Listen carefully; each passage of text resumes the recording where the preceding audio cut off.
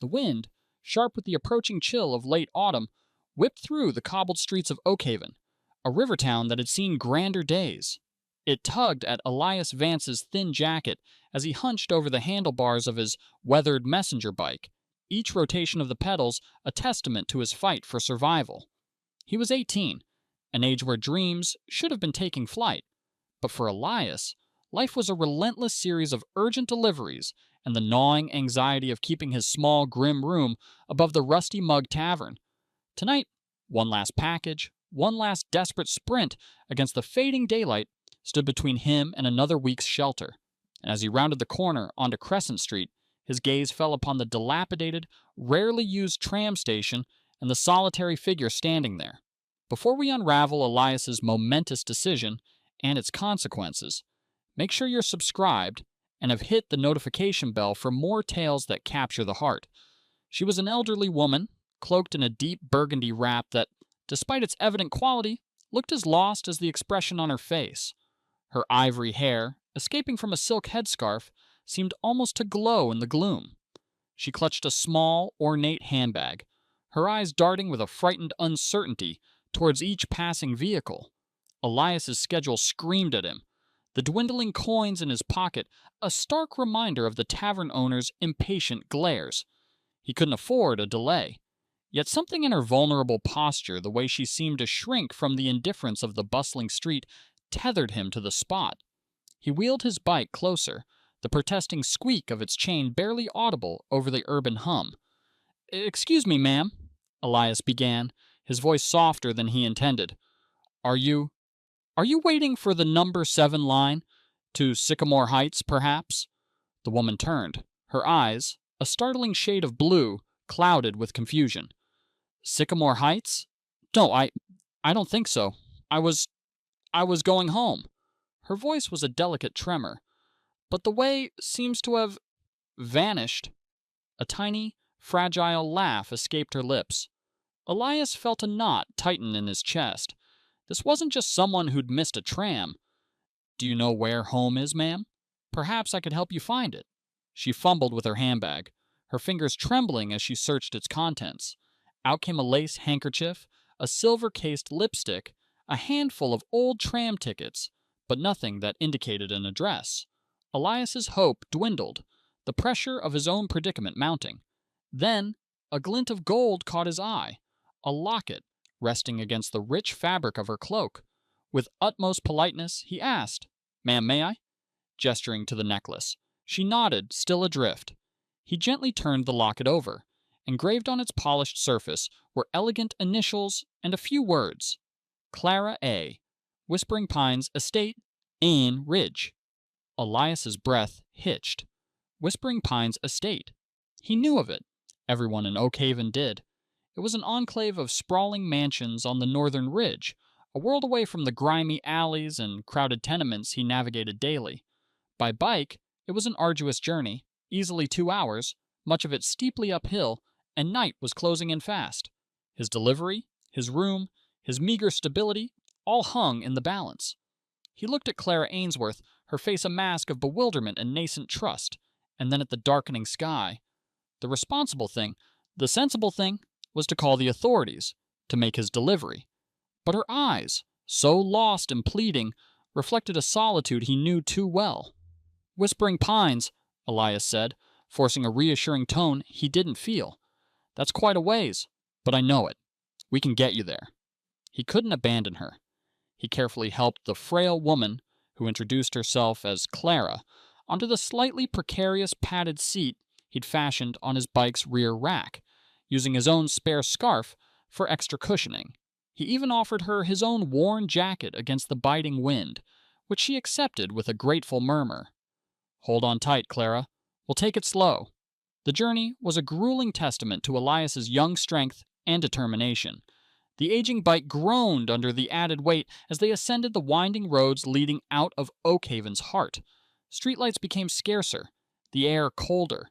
Elias's legs burned, his lungs strained, but he pushed onward, Clara's light, trusting hand on his shoulder, his only encouragement.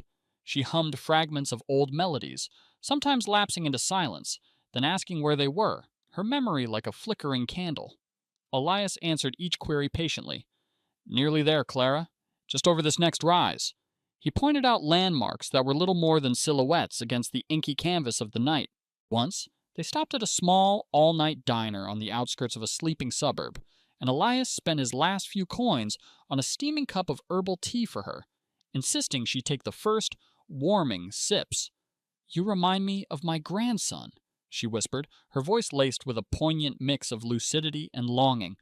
"So determined, so kind." Elias simply nodded, a lump forming in his throat, and pedaled on. It was well past 9 when the grand, wrought-iron gates of Whispering Pines Estate finally loomed before them, framed by ancient shadowed trees. The house beyond was a sprawling spectacle of lights and darkened windows. Elias, bone-weary and heart-pounding with a mixture of relief and trepidation, propped his bike against a stone pillar and gently knocked on the imposing front door. Moments later, the door swung open to reveal a tall, impeccably dressed man in his late 50s. His name was Julian, and his initial stern expression melted into sheer, unadulterated relief upon seeing Clara. "Mrs. Ainsworth, oh, thank heavens. We've been frantic. We've called every hospital, every precinct." Clara, seeming a little more herself in the familiar light of her home, simply blinked. I believe I went for an excursion, Julian, and this kind young man brought me home." She smiled faintly at Elias. Julian ushered Clara inside, his gratitude towards Elias immense. "Please, young man, come in. Warm yourself. You must be exhausted. Let us arrange a car to take you back." But Elias, acutely aware of the chasm between their worlds, shook his head. A deep weariness had settled into his bones, but also a quiet sense of rightness. "No, thank you, sir. I should be getting back. It's late." He scribbled his first name and his burner phone number, the only one he had, on a torn corner of a delivery manifest from his bag. In case she ever needs help again. With a nod, he remounted his bike and disappeared into the darkness, the weight of his missed delivery pressing down on him far more than the miles he had just covered.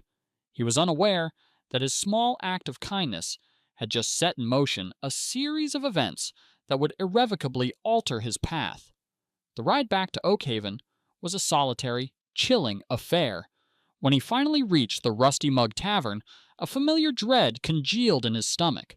Propped against the grime-streaked door was his single, battered duffel bag. Taped to the wood was a stark, hastily scrawled note. "Rent overdue. Room cleared." Elias stared at the words, the finality of them like a blow.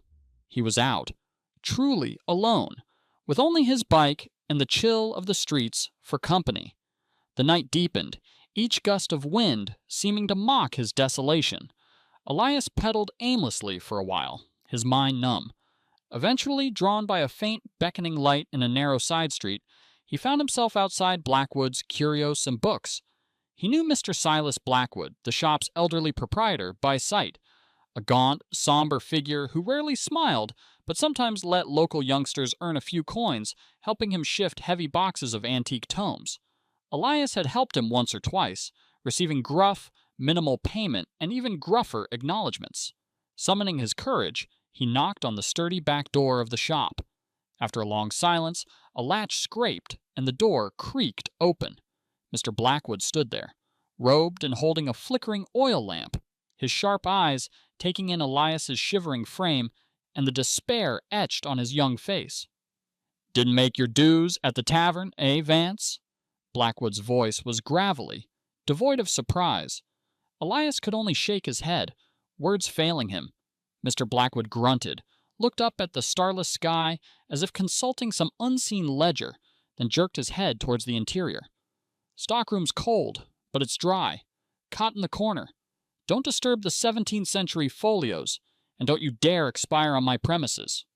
Gratitude, profound and unspoken, flooded Elias. "Thank you, Mr. Blackwood. Thank you." The stockroom smelled of aged paper, dust, and forgotten histories. The thin cot was hardly luxurious, but to Elias it was a haven. He pulled a coarse blanket around himself and sank onto the mattress, his body aching, his spirit battered. Yet strangely, A sliver of peace settled over him. He thought of Clara Ainsworth's gentle hand on his shoulder, her fleeting smiles, and the warmth of the tea he'd bought her. It was a small comfort, but it was something. Sleep, when it finally came, was heavy and dreamless. A pale, watery sunlight filtered through the single dusty window of the stockroom when Elias awoke. The familiar ache of his limbs was overlaid with the sharper pang of hunger and uncertainty. He rose, folded the blanket meticulously, and made his way to the main shop, intending to thank Mr. Blackwood again, and then face whatever the harsh Oakhaven streets had in store for him. Mr. Blackwood was already behind the counter, a steaming mug in hand, and merely gestured towards a slightly stale croissant on a chipped plate. As Elias was murmuring his thanks, the gentle tinkle of the shop's bell was drowned out by the purr of an expensive engine. A sleek black sedan, polished to an impossible gleam, had glided to a halt before the dusty facade of Blackwood's Curios and Books, a stark monument of wealth against the street's decay. Julian, Clara Ainsworth's associate, emerged from the vehicle, his tailored suit and composed demeanor radiating an aura of quiet authority that seemed to compress the very air in the small shop as he entered. His eyes scanned the dimly lit interior and landed, with unerring precision, on Elias. "Mr. Elias Vance, I presume?" Julian's voice was smooth, but held an undercurrent of urgency. Elias, croissant halfway to his lips, froze. "Yes, that's me."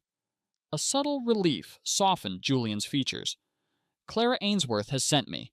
She is herself again. Fully. She remembers everything, especially your exceptional kindness. She urgently requests your presence at Whispering Pines." Elias was dumbfounded. Mr. Blackwood paused in the act of turning a page in his massive ledger, peering over his spectacles with an unreadable expression. Elias looked from Julian to the opulent car outside, then down at his own frayed cuffs and worn-out shoes. The idea of returning to that grand estate, of facing the lucid Mrs. Ainsworth, filled him with a profound unease. I just made sure she got home safe. That was all." Julian nodded. "Indeed, but Mrs. Ainsworth believes you did far more. She insists on thanking you personally. Will you come?" Mr. Blackwood made a small, almost imperceptible gesture with his hand. "Go on, boy. The ghosts in these books aren't going anywhere." With a deep breath that did little to calm the turmoil in his chest, Elias nodded to Julian. The journey to Whispering Pines estate in daylight was a different experience. The sprawling grounds, impeccably maintained, unfolded in panoramic vistas that spoke of generations of wealth and quiet seclusion. Julian led Elias not through the grand front entrance, but to a sun-drenched conservatory at the side of the mansion, overflowing with vibrant orchids and the scent of damp earth and blooming flowers. There, seated in a wicker chair, bathed in the soft morning light, was Clara Ainsworth.